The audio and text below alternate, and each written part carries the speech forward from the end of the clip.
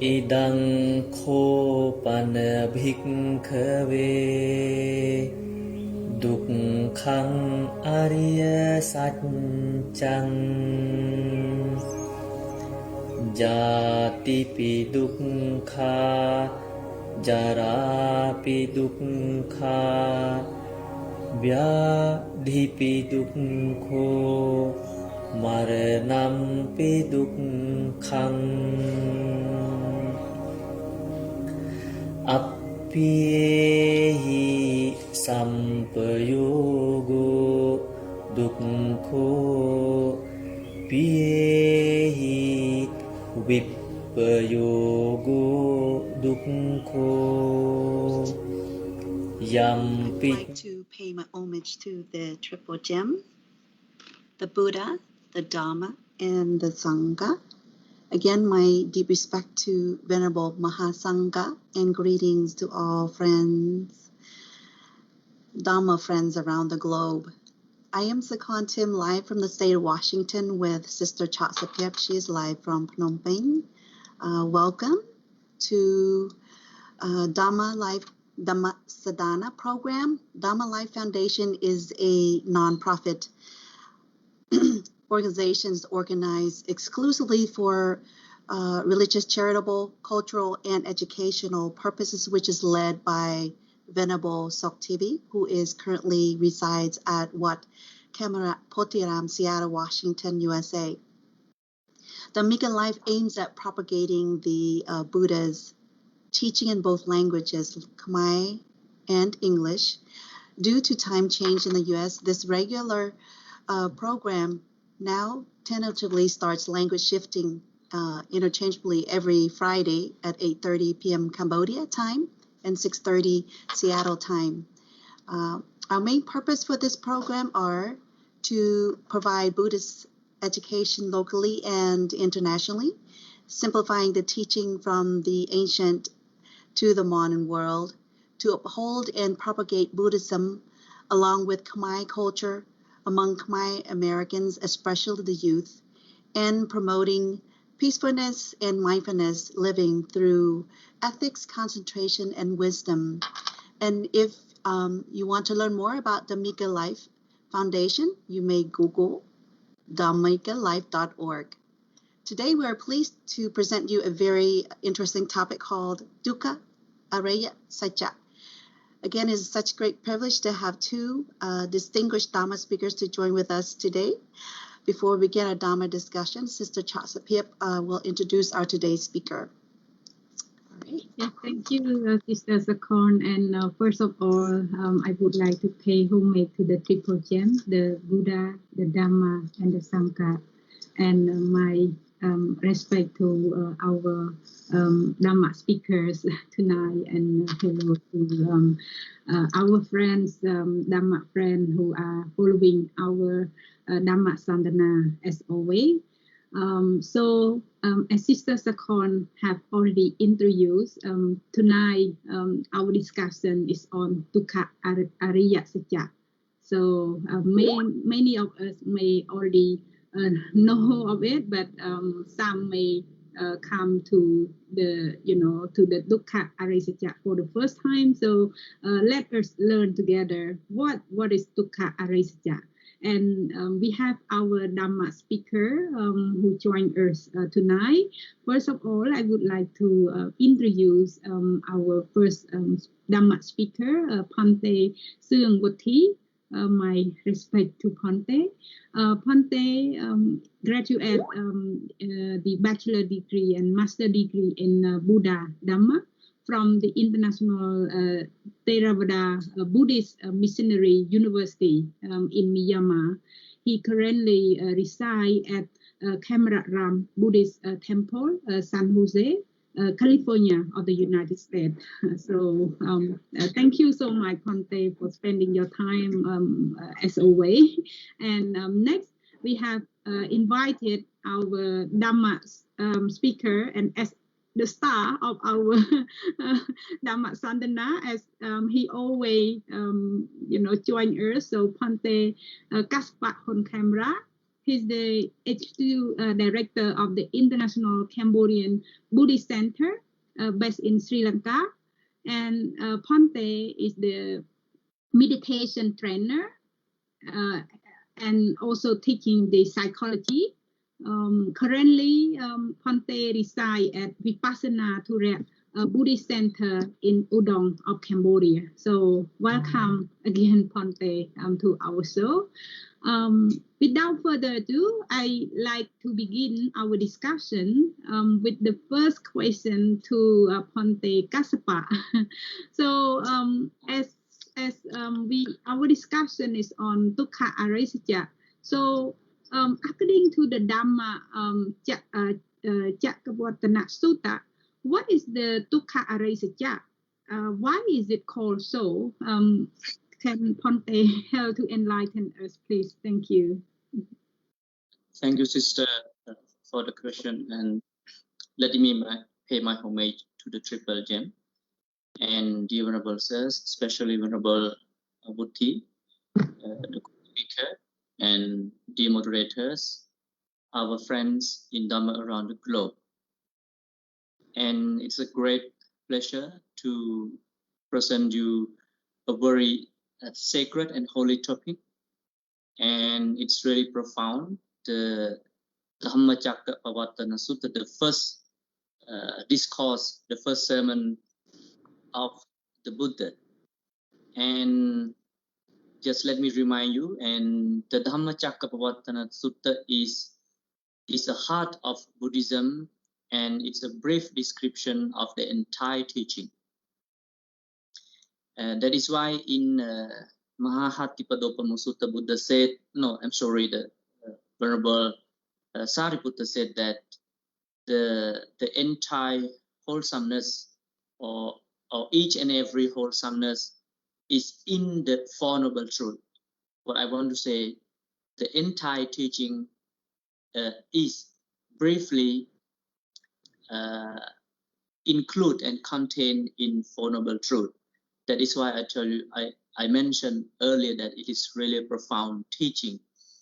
So, and why it is called Dukkha-Ariya-Sacca, and why it is called so, and what is Dukkha-Ariya-Sacca according to the Dhammacakkappavattana Sutta. So let me read or let me remind you of what it is mentioned in the discourse.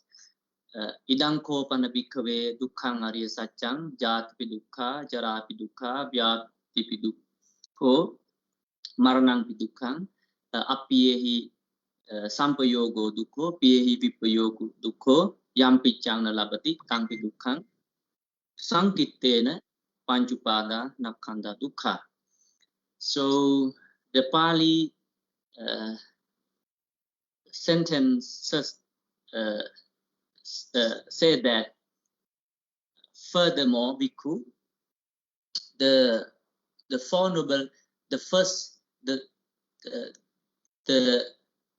noble truth of suffering is birth is suffering, then aging is suffering, sickness is suffering, death is suffering, association with dislike is suffering, and this association from what dislike is suffering, not getting what one wants is suffering, and in short, the five clinging to five aggregates is suffering. So this is what mentioned in the Dhammacakkappavattana Sutta. So it is clear and it is understandable that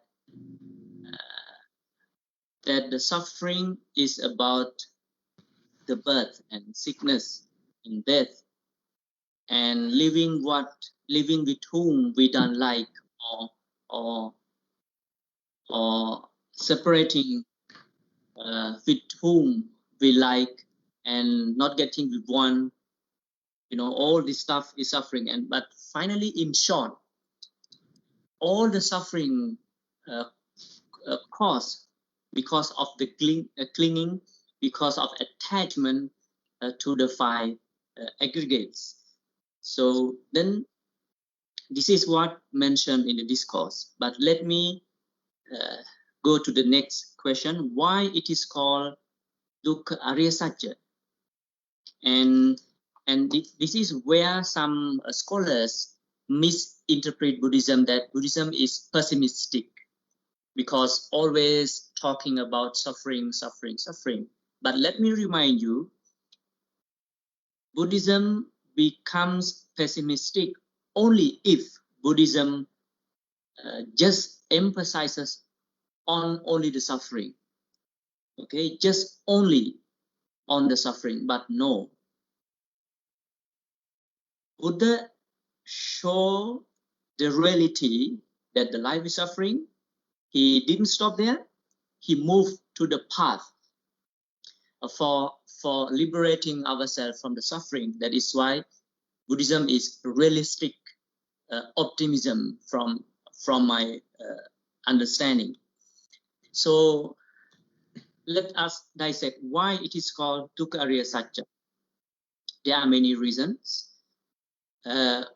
According to the Visuddhimagga, it is said that because it is real, okay, we call in Pali Tattha, and Avitattha, it is not unreal. Okay, it is real, it is not unreal. And the final one is Anyatattha, it is not otherwise. It means that there is no reality than this. Okay, that is why it is called truth, and it is noble one. Okay, so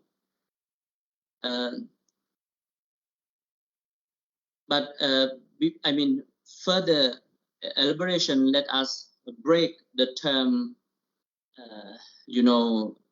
separately, because it will be easy to understand.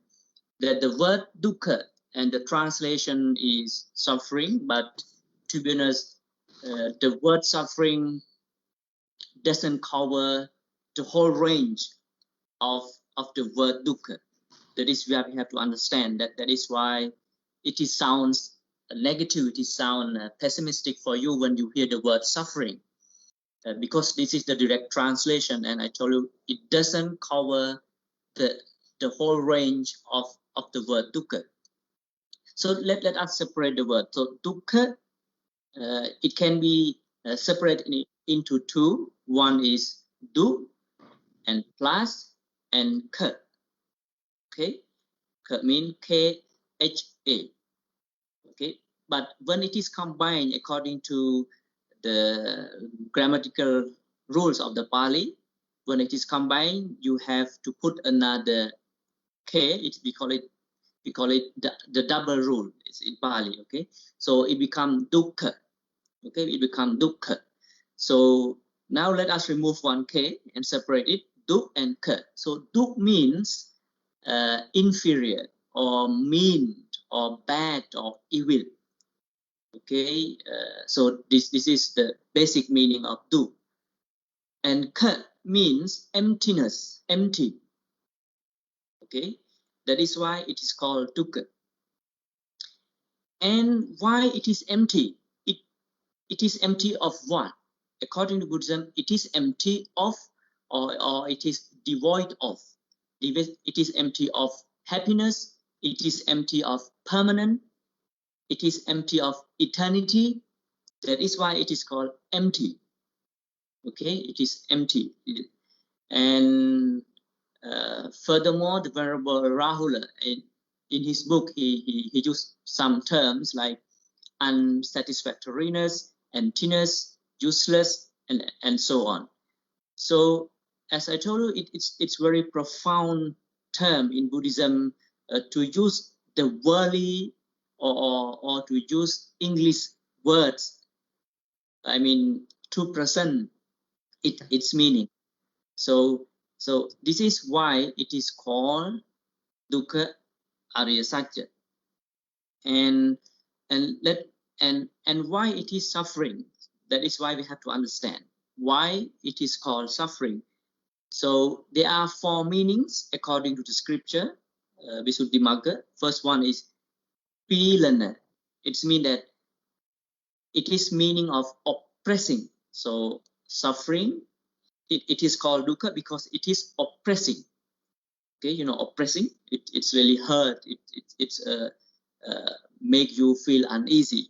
So the second one is Sankata. Sankata mean it is being formed. Like I will elaborate you in the second question or the third question, because Sankata mean everything is depend on you know, cause and effect, and the suffering is formed. So formed by what? Or it is conditioned. It is conditioned by the tanha. That is why it is called Sankata. And in broad sense, it is in the law of Paticcasamuppada, and I will explain it in the next topic. So sorry, in the next question. And the third one is Santapa. It is suffering because it's burning. You know, it's burning. You know, when you are sick, when you are aging, I mean, the entire process of the mentality is with burning. It's, you know, it can be anger, it can be jealousy, it can be, you know, anxiety, it can be fear. So it kinds of burning. So the final one is Viparinama. It is called suffering because it is impermanent. It always keep changing. It never stay the same. It never remain the same. That is why it is suffering. So it is understandable that the word suffering is not the way we think. It's very philosophical. It's very profound, and it will be more profound when we go to the next question. Why it is called why it is called noble suffering, noble truth of suffering. So but I have more now it's clear. And so first we explain about the description in the discourse and why it is called Dukkha-Ariya-Sacca, because it is real, it is not unreal, and it cannot be otherwise. No one can change it. No one can change it. It is the reality. And the meanings of the word dukkha was explained, but let me finish this.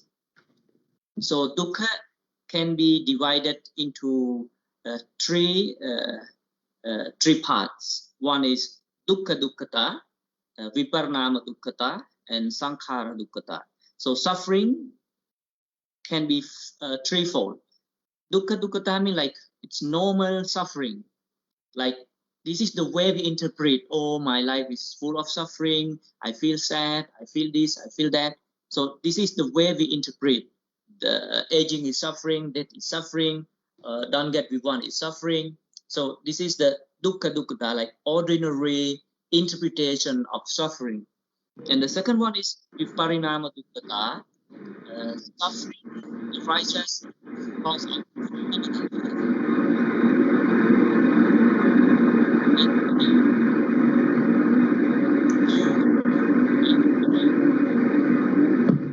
so I mean, like, let me say this.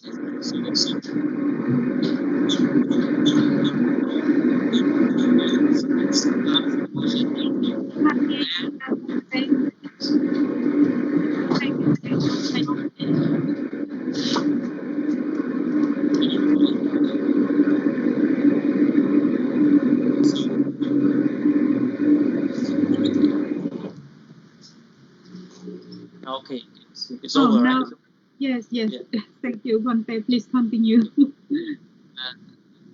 So, okay, let me say. So, viparinama dukkhata, like suffering causes because of impermanent. Let me give you a very quick example that it is like this. Like it transforms from happiness to suffering. Now you are happy.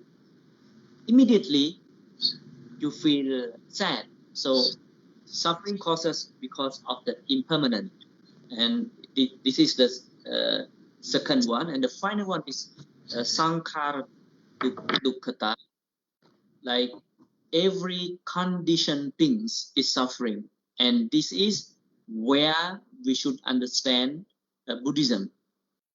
Okay, this is where we should understand Buddhism. It means finally the five, according to Dhammacakkappavattana Sutta. In short, clinging to five aggregates is suffering. So if you know, even though it is birth, even though it is, death or sickness or aging or not getting what we want, everything is because we cling, we are attached to these 5 aggregates: physicality, sensation, and so on, and the consciousness.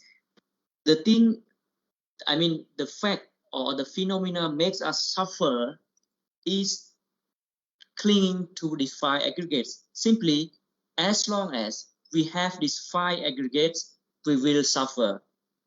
And that is why this suffering is about 31 planes. It is not about a human life. Even the gods, even the hell, the 30 planes is in the suffering. That is why it is called it is called noble truth of suffering, because it exists everywhere. It exists everywhere except the enlightened one. So hopefully I cover the question, and so thank you very much, sister. Thank you. Yes, you did cover a whole lot. I know that Sister Chasapea and I, we took what the Buddha, we took the class online with Venerable Soktivi about, we learned about the Four Noble Truths, but we still have much to learn as well. But with your, everything covers with how dukkha is the reality, and it is what it is, and it is impermanent. We tend to cling on to, our consciousness, cling on to our physicality, and cling on to, of everything. And so so thank you for elaborating what dukkha is. Thank you so much. We have further questions to ask for Venerable Bunti. Should we practice to eliminate dukkha or realize its real nature? Could you enlighten us with that? Thank you so much for this question, Sister Sakon. Actually, the noble truths are universal truths that lead to liberation from suffering.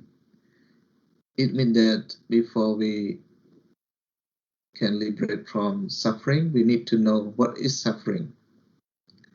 And the best understanding in life is understanding of the Four Noble Truths. And the eternal liberation from suffering is the best and highest attainment in life. So to understand the Noble Truths means to understand every aspect of existence truly. And for the truth of suffering, we should realize or comprehend fully about it. First, we need to understand, to realize about it, not eliminate, just realize. Yeah. When we realize, oh, the world is suffering, we should accept that truth. If we know and we don't accept it, we will suffer more and more in our life. Yeah. So we need to understand the true nature of life, that the Buddha said life is suffering. So we need to accept this truth, If we don't accept, it's against the natural law, and you will have suffering in your life because you live again to the natural law. That's why we need to understand and realize it first, or we need to comprehend fully about what is suffering. Thank you. Thank you so much, Ponte, for helping to answer, should we practice to eliminate the dukkha or to realize it? So you already mentioned that our role is to observe and to realize that, the life is full of dukkha.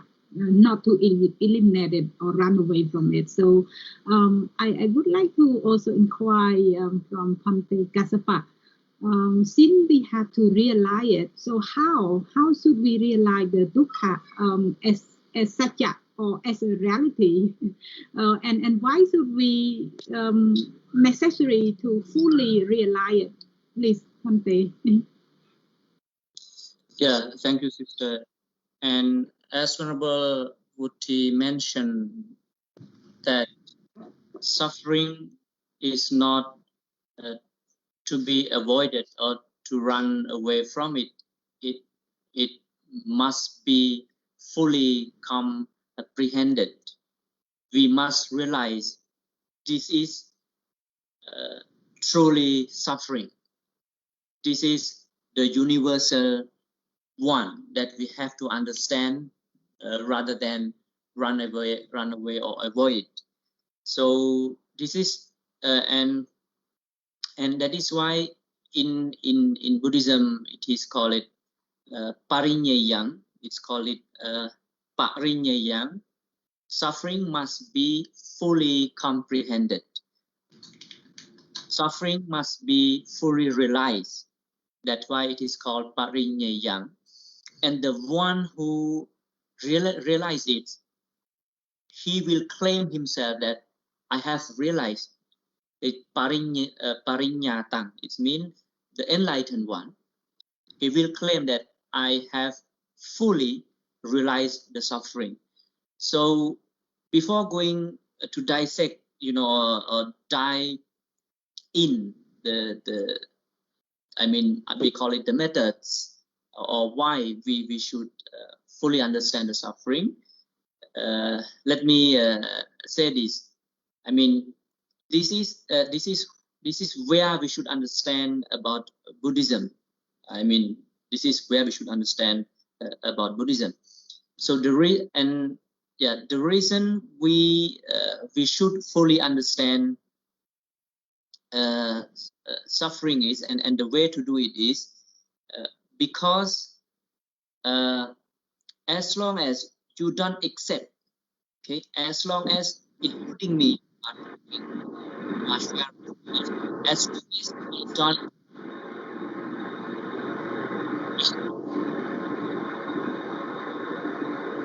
as long as I don't accept it, I won't practice and I won't attain enlightenment, because if I still think that okay, everything is permanent, everything is happy, and to be honest, we still consider like that. That is why we are still in the circle of life, including everyone.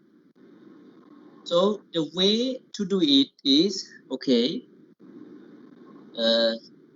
we have to use, in Buddhism, you have to, like before I told you, like dukkha dukkata is ordinary one. So everyone can understand that life is suffering, like from our superficial level wisdom. But second one, yes, sometimes we understand, okay, because I was young, now I am old, that's why I suffer. But the final one is really hard to understand. Or the final one is clinging to five aggregates is suffering. When we say that, like sometimes we don't feel, but the practice is you have to meditate to see it that it is really suffering. So let me, it's very broad one, but let me explain. So when we practice meditation, there are 7 stages of purification. Okay, yeah, 7 stages of purification: morality purification, and the mind purification, and then we reach the third one. And from that, okay, let me say this: the morality purification is about sila, about morality. You have to purify yourself by fully, or sacrifice yourself, dedicate yourself to observe the morality. And second one, meditation.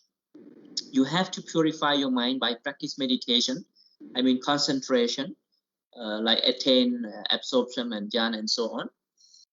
And from that you will have the ability to practice vipassana. So this is where we understand that life is suffering. So what we will do is, you will, okay, you will first step is, we call it Nama Rupa Paricheda Jnana. In English it call it mentality, materiality, defining knowledge. Let me explain this. Including me, we have a wrong understanding. We call it ditti. We have a wrong view that, okay, even I am a monk, studied Buddhism, and even you learn what the Buddha taught, but even we know that it is, how to say that, it is impermanent. I mean, in the book it is impermanent, it is suffering, it is non-soul, but we still suffer. Why? We still feel sad. Why? Because we still have kinds of mentality that considering that, oh, everything is happy, everything is permanent. That is why we feel suffer. But for the one who practice vipassana, she and he will see it very clearly, okay, by redefining or by separating the materiality. If you have learned the Abhidhamma, the 28 rupas, your 28 matters, you will separate it. Okay, you will separate, and you can see it very clearly. That, like, for example, let me explain. Like, when you see sister, when Sister Sakon see Sister Josephine, okay, you will say that I am seeing Sister Josephine. But when you practice vipassana, you will only see that the picture, or we can say, the picture of Sister Josephine will touch your eyes, and that eye is very small, it's very tiny. You can only see that the color touch the eye and it pass away, touching, pass, and this is where you see that, oh, it's impermanent, and it just happens the way it is. No one control it, okay, and this is where you see that it is impermanent and it is suffering, okay, and you will read the state that, okay, it is not mine, because it is just the eye and the color meet each other. So, and what I want to explain you, that you will understand that, even we say that 5 aggregates, you will understand that 5 aggregate is suffering, and to come to conclusion it is suffering, you have to see it clearly. Only seeing it, you will know it. Okay, only seeing it, you will know. You will know it. Without seeing it, you cannot know that life is suffering, or clinging to 5 aggregates is suffering. So when we are talking about 5 aggregates, it's everything. Okay, it's in Abhidhamma, the 28 universe, the 52 mental objects, and 121 consciousness. So you will understand that all thing is suffering, and not only that, it doesn't stop there. You will look at your past. It means that as long as the beings exist, even in divine being, even in hell, everywhere, you will understand that it is suffering. It is suffering, because as long as you have the 5 aggregates, it is suffering, because the Brahma also have the 5 aggregates, the gods also have the 5 aggregates, even the demons have 5 aggregates. So you will understand, oh, this is the reality. And not only that, you will look back to your past life. Okay, I was this, I was that, but whoever you are, I mean, whoever you were, but what was is the 5 aggregates, and you still cling. I was in the past, I will be in the future. So what I want to say, this is, we will understand, this is how we should understand 5 clinging to 5 aggregates is suffering, and you have to practice vipassana, and you have to see it very, and as Venerable Buddha said, in order to fully comprehend, you have to see it. Without seeing it, you cannot comprehend it. So that is why suffering must be fully understood, must be fully comprehended. So yeah, you have more, but that's all from me. Thank you so much, Conte, for this very comprehensive sharing, on how should we realize Dukkha and Sacca, and you guide us the pathway, to first practice the Sila, or called morality, and then to meditate, try to build up our mental concentration, and even practicing vipassana. And as a vipassana practitioner myself, I feel so delighted and feel very moved and encouraged to our Dhamma friend to explore this technique, the vipassana, to better understand how life as it is, but especially to understand ourselves better. I would like to also turn to Pante Buti, and given we have a question from our Dhamma friend, and similar to what we have already talked, but you may have to comprehend this further. Comprehend this further. I apologize that Naren have asked, between physical and mental suffering, so which one could impact our life the most? And we have to eliminate the suffering or the origin of the suffering. So it's still centered with our question earlier as well. So please, Conte, help to answer this question. Thank you very much, sister and brother who asked this question. Actually, there are many kinds of sufferings. Sometimes it is said 4 kinds of suffering. Sometimes some texts mention that there are 12 kinds of suffering. But here in brief, suffering is mentioned in 2 ways. That is physical suffering and mental suffering. In our real life, most of people suffers from mental suffering. Yeah. And we suffer from mental suffering also because of we have physical body, right? So mental sufferings impact our daily lives so much. And why we have mental suffering? Because we have never develop our minds or educate our mind to have firmness or to be strong. That's why we have mental suffering. And this mental suffering, we should know its cause. What is the cause of mental suffering? In this first Noble Truth, the Buddha said there are kind of suffering like jati. What is jati? Jati means birth. Birth, the genesis of mental and physical entity in a new existence, is called birth. The continuous arising of mental and physical entity inside the mother wombs or in an egg cell, the gradual development of organ, is also called birth.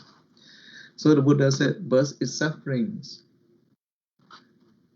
Yeah, so for example, when we are born, we have physical body, we have sickness, we have old age, and death.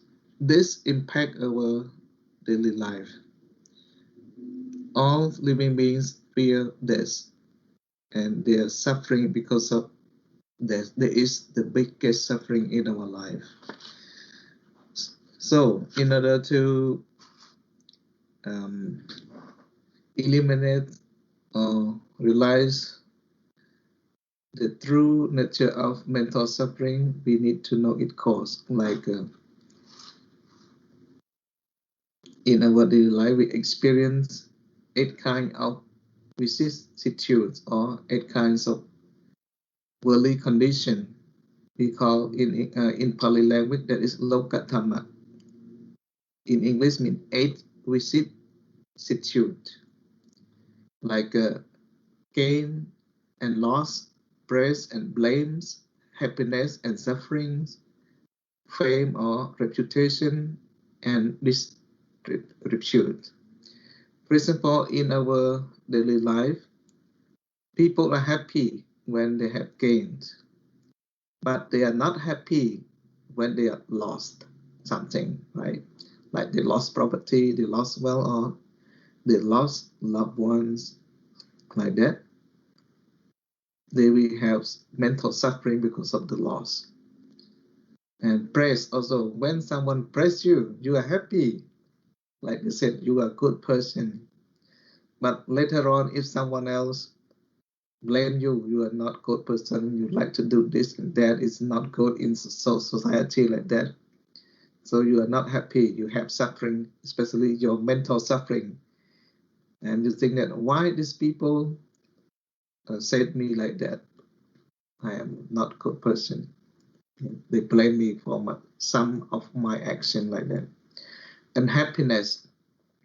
When you have happiness in your life or your family, you really feel happy. But later on, it changed to suffering. Because, this kind of suffering is changed. Happiness also can be changed. Suffering can change to happiness, and happiness can change to suffering. That is called vicissitude or worldly condition. It's changeable. If you're happy, it's okay. You feel nice. You don't have any mental suffering. But when you have your happiness is lost or changed to suffering, you will suffer because of loss of happiness. And fame also. Some people, they are very happy when they have high ranks, high positions, and they have good fame or good reputation. But when someone disrespect them and defame them, they feel very unhappy in their life, especially they have mental problems and they suffer from this loss, blame, sufferings, and disrepute and so on. So our lives experience this kind of sufferings because of the other part of the 8 vicissitude. And also when we talk about physical sufferings, I think when we have physical body is the main cause of our physical suffering. When we have physical body, we have old age, sickness, and death. There is a suffering of the physical body of birth. Yeah, and this kind of suffering, both mental and physical sufferings, we can, if we want to eliminate it, we should eliminate ignorance and cravings, like in Padajja Samuppada Dhamma, the dependent origination, right? The Buddha said that because of ignorance, it leads to mental formation. Because of mental formation, it leads to consciousness, like that. And the ends, that is the 5 aggregate of grasping is called suffering. Yeah, that is the end of the dependent origination. Dhamma that the Buddha expanded. So this kind of sufferings, we need to eliminate it, especially eliminate our ignorance. That is the first cause. And also after that, cravings. If we can do that, we can end our suffering in life. But I think it is not easy to eliminate ignorance and craving, right? Because most of people in the world, they crave for many things in their life. Yeah. But in brief, if you can eliminate it, surely you have no suffering. That's it. Thank you. Thank you. Yes, Venerable Wunti, we in this world, you're right. We do have a lot of mental issues.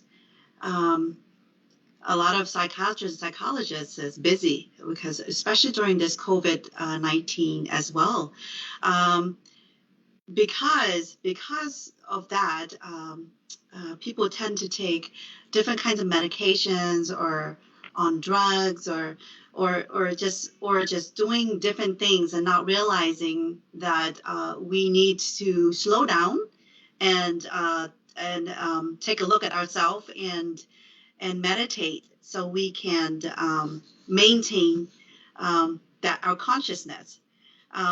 So thank you for explaining eliminating that. And like I say, like Bhante Gaspa, and you always say that nothing is permanent. So the suffering is the birth, the old age, and the sickness. And if we comprehend and realize that, and what it is, and then we start practicing, morality and that meditation and the vipassana, like Bhante Gaspat mentioned. Just vipassana. May I have Bhante Gaspat just explain a little bit about vipassana, just a little bit, because a lot of people may not know what it is, and it is so deep. It is so deep, and it is every day that we can comprehend. So may you enlighten us for a little bit, Bhante Gaspat. Okay, so yeah, the term insight meditation or vipassana is very popular one, but to be honest, I don't want to say that it is wrong, wherever practice, but what I want to say, it is not that right as the way Buddha wanted us to practice. Please understand, their technique, their strategies are not that wrong, but it is not that right. It's not perfectly right according to what the Buddha wanted. So simply vipassana, we call it vipassana. It means that we see everything in a very special way. Vipassana means seeing, and it can be defined in different way, but I use the words in a special way. What is the special way? The special way is everything is impermanent, suffering, non-self. So what we practice, at meditation centers, some meditation centers, we just develop only the right understanding, not vipassana, or I use the word yonaso manasikara, the right attention or right reflection, because as I mentioned earlier, to see that your five aggregate is suffering, not just intellectualizing or not just thinking. You have to see it by your own self. And who will see that? Remember, not your knowledge, not your wisdom, not your intellect. The pure wisdom and the pure mindfulness will do that job. It's clear. So you ask yourself, is my mindfulness is 100% pure, 100% bright? No. So when you use something blur to see something, you cannot see it clearly. It's right. So that is why we need a purification of mentality. We call it Chitta Visuddhi. That is why you have to reach very pure concentration. That is why you have to make your mindfulness very bright. It's like a flash.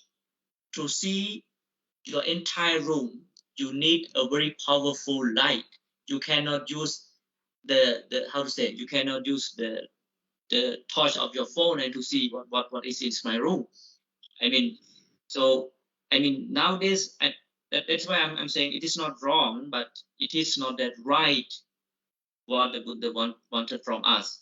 Because when you use very blur concentration, when you use very blur mindfulness to detect suffering, impermanent, it is just a I use it rationalization or intellectualization. It is not the pure wisdom that the Buddha wants us.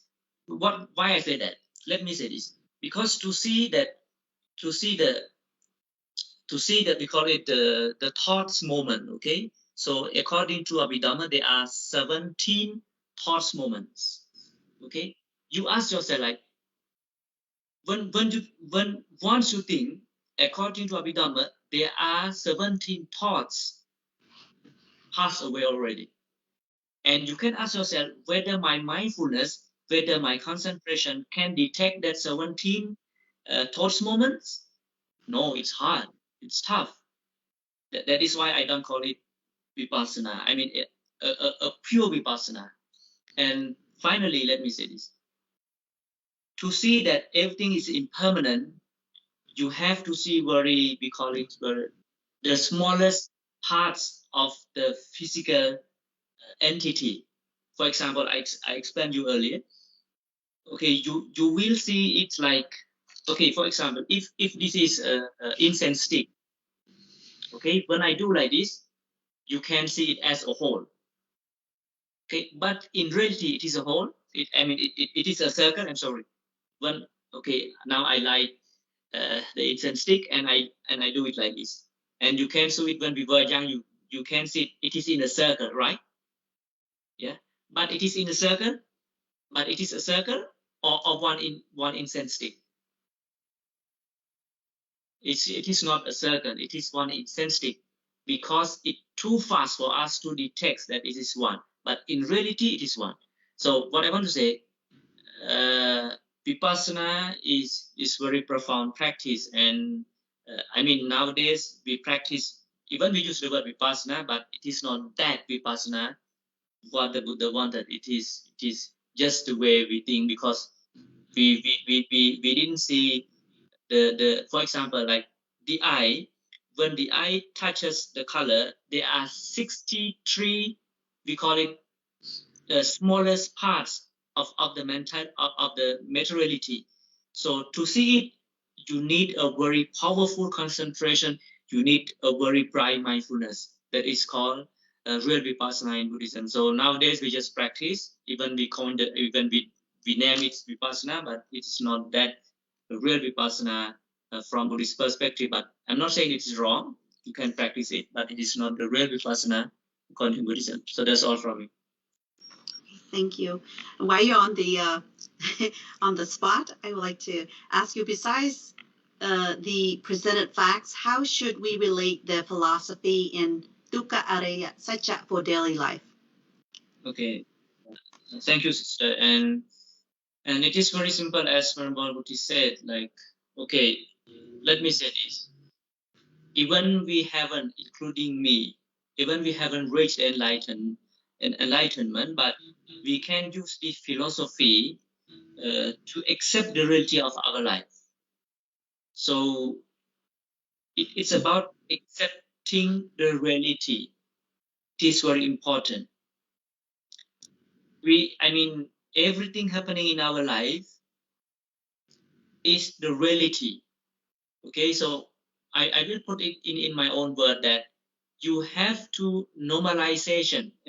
You have to normalize. Okay, you have to normalize sickness. You have to normalize sickness. You have to normalize death. You have to normalize aging. You have to normalize not getting one is suffering. you have to normalize everything that this is the reality. I think you understand that, Sister Sakon. Like normalization is that when people are getting shocked when they hear that okay, someone is dead. So it's shocking.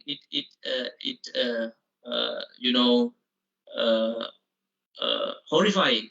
But when you try to normalize that the death is normal, everyone has to die. So it kinds of a release. Okay, for example, sickness. When you normalize that, oh, sickness is a reality. Sickness is normal. I have to get sick. I must get sick. When you normalize the phenomena, you will feel like not that sad or not depressed because you normalize everything. So I use the word, one is normalization, and second one is generalization, and the third one I use it acceptance. So even we haven't reached enlightenment or practice the real vipassana, but we can intellectualize, we can rationalize that everything is normal. COVID is normal. So like it kinds of that. And aging is normal.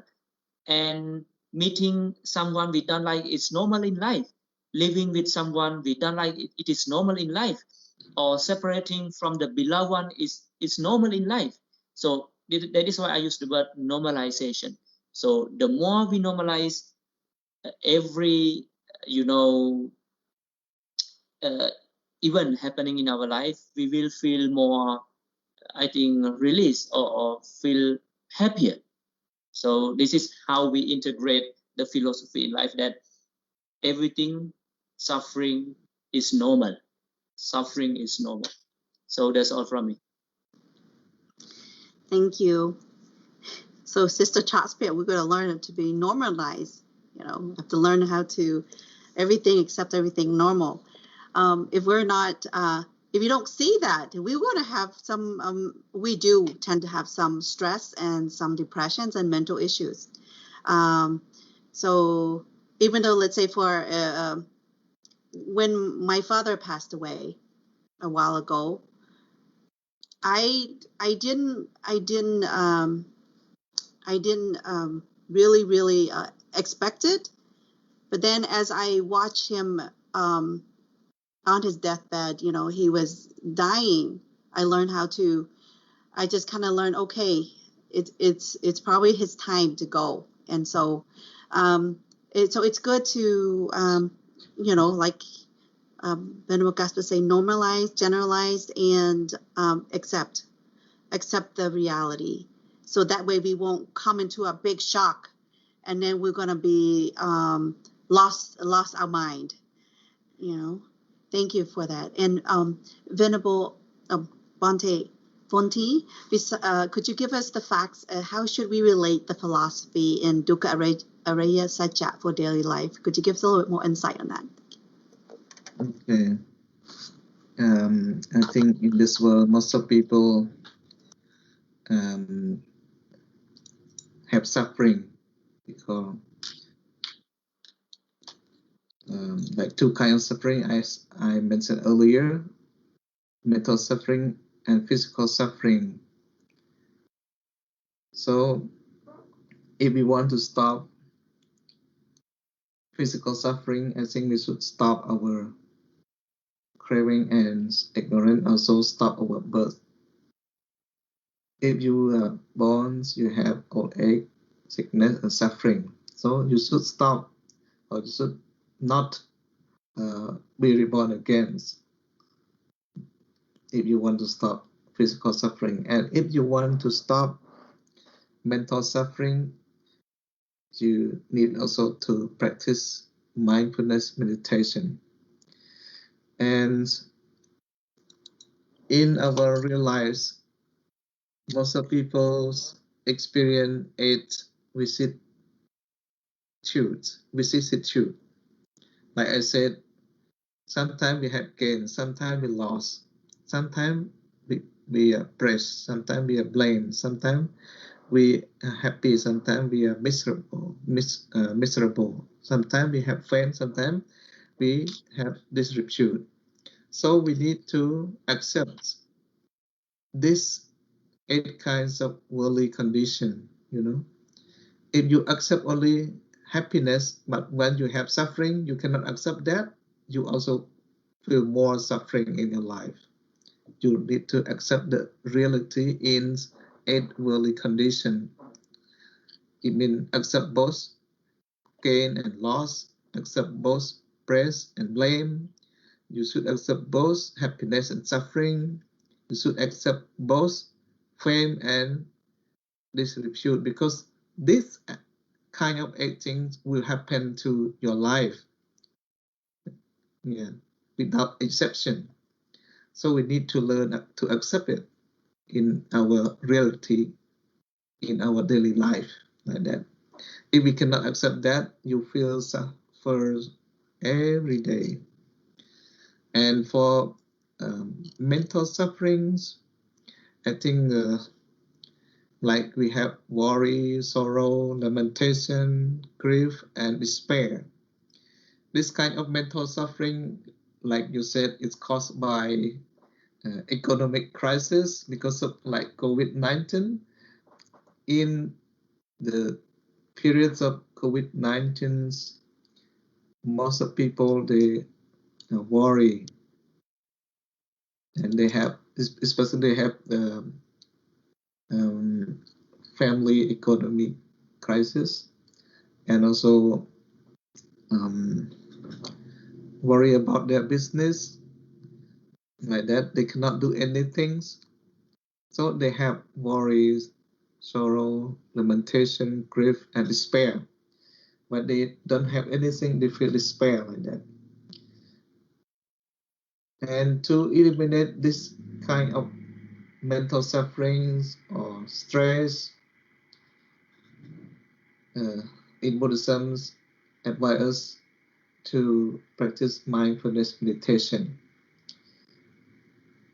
Why can we do that, and we can remove our mental suffering caused by worry, lamentation, grief, and despair? I give example, like when you practice mindfulness meditation, you apply your mindfulness constantly on a single object, like you just concentrate on your in and out breathings that come through your nose. For example, if you can do that just for 30 minutes, your mind will be calm and peaceful. At the time, in your mind, there will have no worry, sorrow, lamentation, grief, and despair. It will be happy, just a moment that you focus on your in-breath and out-breath, like that. If your mind is still wandering here and there, it still has suffering, sometimes no suffering, like that. That's why the best method to remove our stress or mental sufferings, sorrow, lamentation, grief, and despair, is practice mindfulness meditation. Just focus your minds constantly on the in-breath and out-breath. Don't think about anything else. Don't let your mind wandering here and there, like that. Then you can remove your mental suffering that caused by sorrow, lamentation, grief, and despair. And for physical suffering, I think is difficult. When we have physical body, we also have physical suffering. Like the Buddha said, Rupang Bhikkhave Dukkhang. Mean our physical body is suffering. When it is suffering, it also belongs to non-self. First impermanent, and then suffering, and then non-self. When the Buddha said our physical body is non-self, so how it can be said like that? Because it causes to have suffering when we have self. So if you don't want to have suffering, you need to throw away your cell or your physical body. But now you already have it. So how can you throw away your physical body, right? Or you get rid of your physical body. If you want, if you don't want to have suffering, you should not have your physical body. Here, the Buddhas want to means or explain that when we already have physical body, we have sufferings. This suffering caused by our attachments. When we are attached to our physical body too much, we love our physical body too much. We don't want our physical bodies depart from us or pass away like that. But it is natural laws. When we have physical body, surely one day we will depart from it. And it is decay, sickness, and death. So we need to accept that reality also. And we need to get rid of attachment toward our physical body. If we can do that, we don't have suffering in our life. But if you still have strong attachment or clinging to your bodies, the more you love, the more you have suffering with it. So I think for these sufferings, we need to accept the truth in our lives so that we can balance or maintain peace in our minds. Okay? If we don't accept the truth, it's difficult to get rid of suffering, both physical and mental suffering. Just accept the truth, then it will be okay. Thank you. Thank you so much, Conte. Very insightful. You have emphasized again on the way to like address to our suffering, both the mental and the physical. By mental suffering is to practicing the meditation, as Pante Kassapa had said earlier as well. And for physical suffering, it's not to get rid of our body, since we have to have the body, but Yeah. to get rid We of need to the get rid of our attachment. attachment. Yeah. Yeah. So it is very great sharing. Thank you so much, Conte, and I hope our Dhamma friend who are following right now can get this message and come to realize that about the dukkha. And we could see we have Dhamma friend who following from almost everywhere, including from London, from I believe that in Sri Lanka as well, or India in the past. Our audience, our Dhamma friend has joined. So thank you so much. And given time is coming up as well, before we end the show, I would like to request our Dhamma speaker, if you have any last message to our Dhamma friend, please, Pante Vuthi, you have any last message to our audience, please? I think my last message is to encourage our Buddhist followers or non-Buddhist followers to try to study the teaching of the Buddha, because the knowledge that we gain from school, at the education at school, is just knowledge for earning our daily life, I mean, to get well. But the knowledge of the teaching of the Buddha is for our peace, happiness, to have peace and happiness, Especially the knowledge of Dhamma is very important. When you have the knowledge of the Dhamma, you practice it in your daily life, it can overcome suffering in your life. You can see some people, when they don't have knowledge of the teaching of the Buddha, when something happen or problem happen in daily life, they suffer most. But for the person who understand the teaching of the Buddha and practice that, when something wrong happen in their life, they suffer less because they have the Dhamma to help them to calm down their sufferings, especially calm down their mental suffering. It's like that. Thank you. Thank you so much, Bhante. And the floor to Bhante Kassapa. You have any last message to our Dhamma friend, please. My last message is the same thing that we have to accept, but I would simplify it for your understanding. That is, we must think that COVID sickness should remain as long as it wants. You don't have kinds of feeling COVID should not be here for so long. So to heal yourself, you have to accept reality by using should. I should getting old. I should, or I must. I have to meet bad people. I have to suffer. I have to feel sad. So this is life. So I would suggest you to retrain yourself to accept the reality by using COVID-19 should remain as long as it wants. So you don't use the word it should not be here anymore. No, you must use the word it should. So this is the way we can integrate the Dukkha-Ariya-Sacca for our daily life. So that's all from me.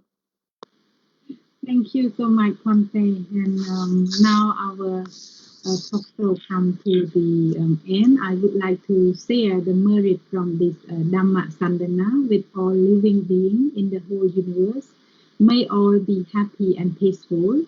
And once again, thank you so much to our Dhamma speaker for sharing with us tonight, Bhante Uti and Bhante Kassapa.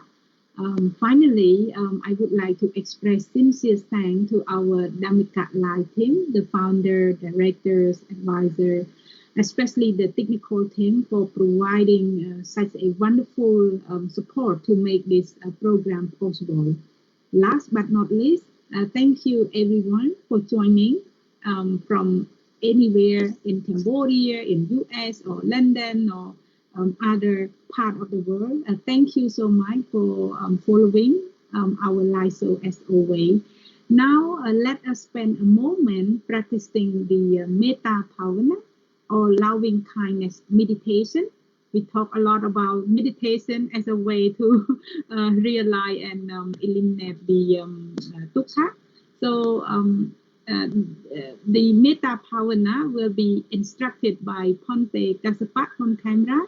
So thank you and goodbye. Our Metta meditation begins.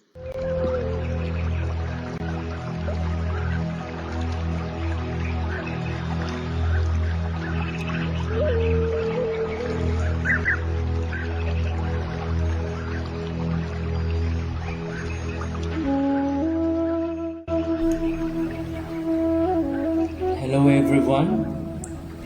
Let us practice loving friendliness meditation for oneself.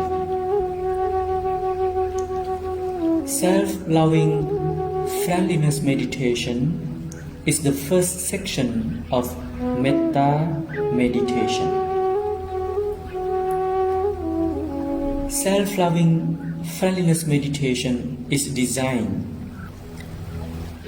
to direct you to happily take care of yourself, to honestly forgive yourself, to truly accept yourself without conditions. Before starting, please find a very comfortable posture. Close your eyes.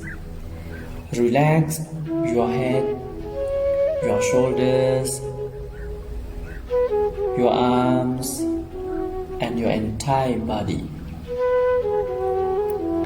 Please slowly take a very deep breath 3 times.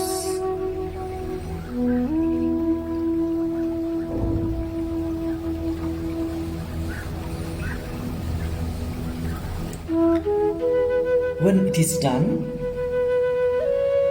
let your breath flow as naturally as it does. Observe your breath without judgment, reactions, and criticism.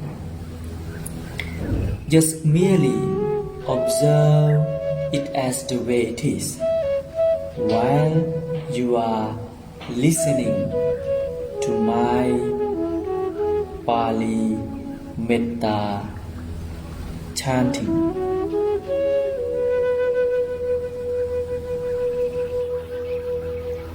Aham Naveromi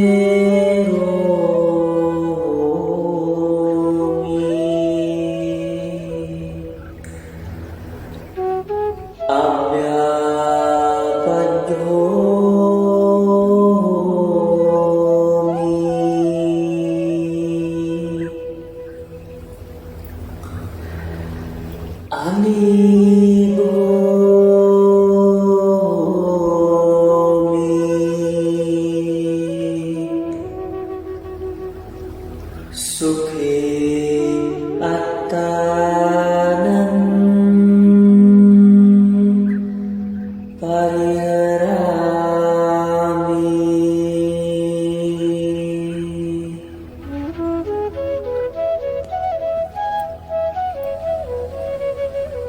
Now, please create a very tender smile on your face. Visualize your happy and smiling face. You are very happy person with smiling face. Please keep smiling with honest heart because you are going to bless yourself. Please be aware of the phrases which I am going to recite and let yourself honestly feel the real meanings of the phrases.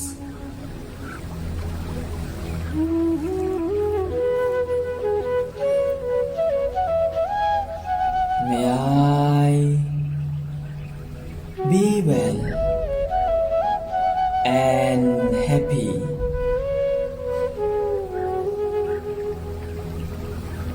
May I be free from hatred. May I be free from ill will. May I be free from anger. May I be free from physical and mental sufferings. May I take care of myself happily. May I take care of myself happily. May I take care of myself happily.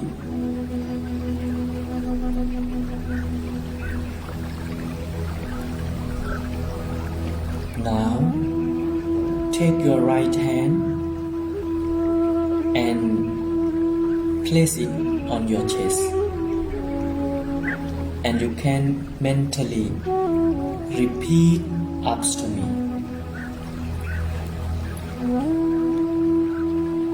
In this home, we are family. We live under the same shelter. So we must be kind to each other. Be compassionate to each other. Be friendly to each other. Help each other. Respect one another. Be happy every day. Keep smiling with honest heart. Be grateful. Be positive. Forgive even when it's really hard.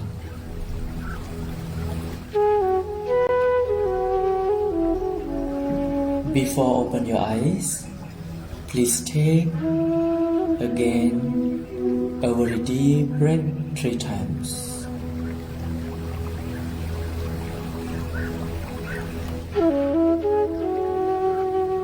Thank you. May you be well and happy.